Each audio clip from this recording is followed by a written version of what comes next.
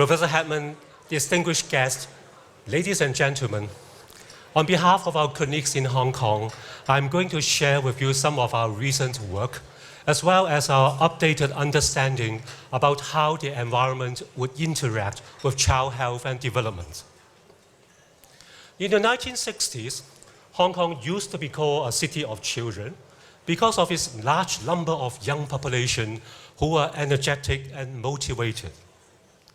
In the past 4 decades, along with the socio-economic and health advancement, our life expectancy had continued to improve, and now we are among one of the best in the world. But the key question is Hong Kong really so good and such a lovely place for our kids to grow up? During the same period of time, the Gini coefficient also climbs up continuously, signifying increasing socio-economic disparity in this city. When we're looking at the child poverty rate, unfortunately, Hong Kong also ranked number 1 among those most developed regions. In the past 10 years, the proportion of single families, under 5 mortality, and child maltreatment has continued to increase in Hong Kong. Even more alarmingly, children being brought up in a disadvantaged area in Hong Kong have doubled the risk of having premature death than their more wealthy counterparts. By 2010, we still have a lot of children living and studying in very difficult environments, while their wealthier counterparts are spending more than their monthly household income to celebrate on a single party. Ladies and gentlemen, this is Hong Kong. Emerging neuroscience research shows that our brain is not mature at birth and is something that could be changed by early life experience and relationships. How a child turns out is the outcome of the transaction and also the continuous bombardment between the constitution and the environment. Early life adversities, including poverty, poor family functioning, and child maltreatment, would impair our development in childhood, elevate the risk for depression in young adulthood, and increase the chance of suffering from different sorts of cardiovascular diseases at later life. Early life investments have been proven to be the most cost-effective investment in human life. As pointed out by Professor Hetman, longitudinal studies already provide very strong data to show that high-quality education provided to children of disadvantaged families could reduce their risk of developing cardiovascular and metabolic diseases in adulthood. Another key question is, what are we expecting from our children? To become a valuable member of the society, having excellent academic performance alone is not sufficient. Our kids need to have positive development in physical, mental, and emotional aspects as well. Early Development Instrument, EDI, is a useful population measure of school readiness and holistic development of young children. It covers the key dimension of physical well-being, social, emotional, language, and communication skills. Even though the EDI has been widely implemented in different parts of the world, it has never been tested or validated in Chinese communities. Hence, we adapt and validate the Chinese Early Development Instrument in order to investigate the socio-economic gradients in school readiness of Chinese preschool children. During our validation study, we found the Chinese EDI a very reliable tool with good psychometric properties to reflect the holistic development of Chinese children. By using a very stringent stratified random sampling method, children and schools were recruited from the most wealthy and the most disadvantaged district in Hong Kong. Teachers from over 20 kindergartens were invited to receive very comprehensive training on the use of the Chinese EDI and also to assess the holistic development of 567 children. We found a significant difference between districts children from the most disadvantaged district have significantly lower school readiness. At individual level, we found the existence of strong socioeconomic gradients in school readiness of Chinese children. For every 1 unit increment of the SES composite score, there would be a parallel increment of 0.7 out of a total of 10 in EDI score. When we categorize the socioeconomic status into different categories, a clear socioeconomic gradient was demonstrated. Children from the more wealthy families have higher school readiness, and they are much less likely to suffer from developmental vulnerability. Key factors at the family and school level were identified which mediate the effect of family SES on school readiness. Family and kindergarten levels each account for around 36% of the total effects. Children from disadvantaged families in Hong Kong could be protected from developmental vulnerabilities if they have positive and good family functioning in terms of frequent parent-child interactions in recreational, reading, and learning activities, and if they have the chance to study in good schools with experienced teachers. That's what we found in our local study. However, this is not the case commonly in Hong Kong. Our poor children usually have poor family functioning, as well as studying in disadvantaged schools, resulting in double jeopardy. Use of digital device has found to be a preference and important issue affecting the school readiness of our local Chinese children.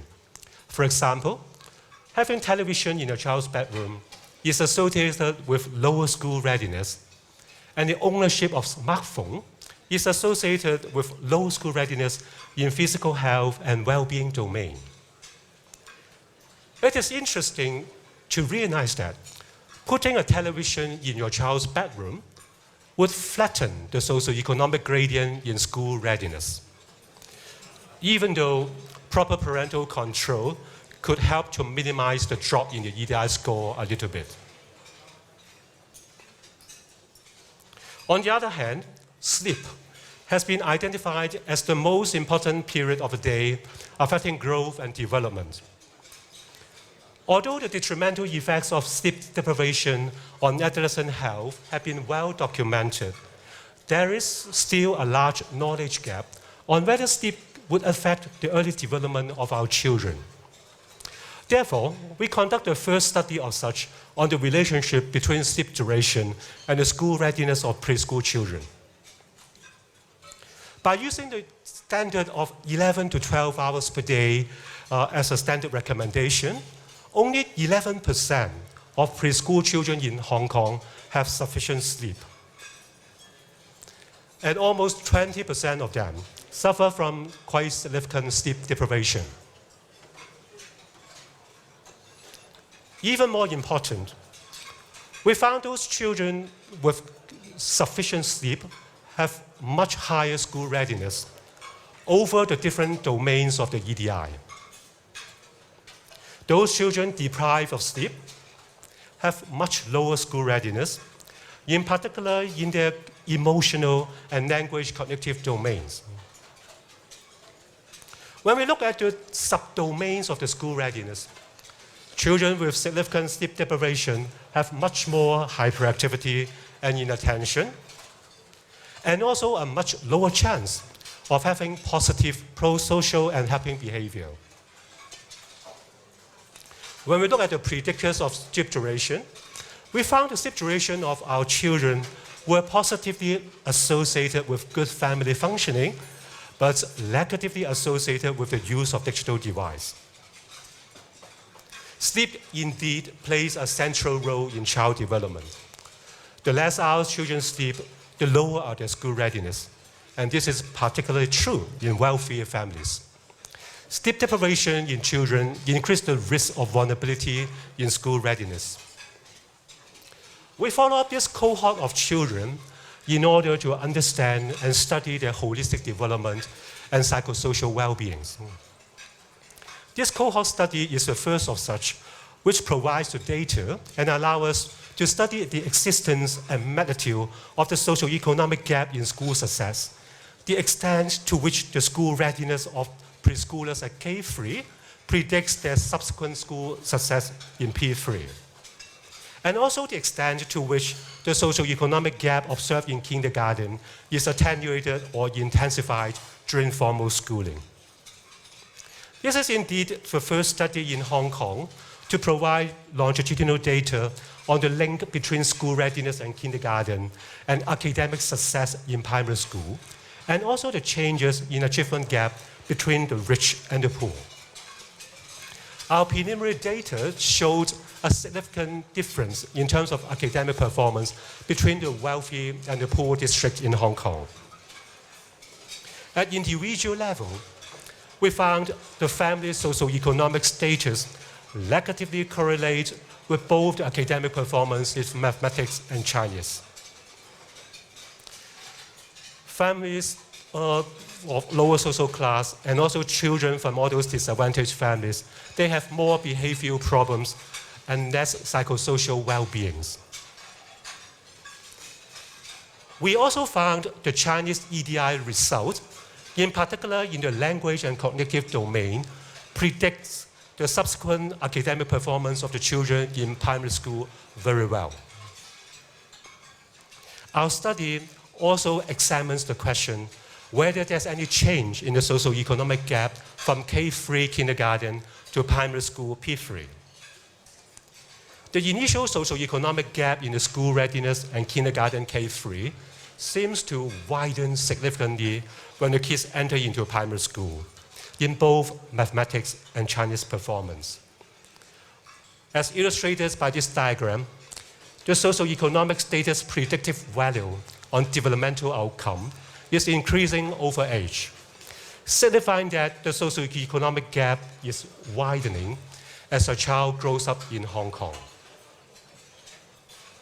A group of dedicated professionals had recently met in a WHO meeting in Cambridge to discuss about effective strategies to promote early childhood development.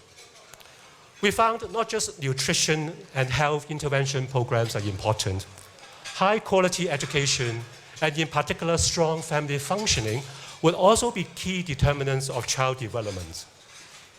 As an example, our team has been recently commissioned by the British government to conduct a rigorous review and a meta-analysis study to evaluate the effectiveness of interventions in promoting early childhood development in the developed countries. In general, we found nutrition supplementation programs were less effective as parenting and child-focused educational programs, while comprehensive programs, which address the different dimensions of development, were the most effective among all to promote cognitive development of children in developing countries. Ladies and gentlemen, promoting child development is certainly a very challenging task. We are looking forward to closely collaboration with you all in the near future. Thank you.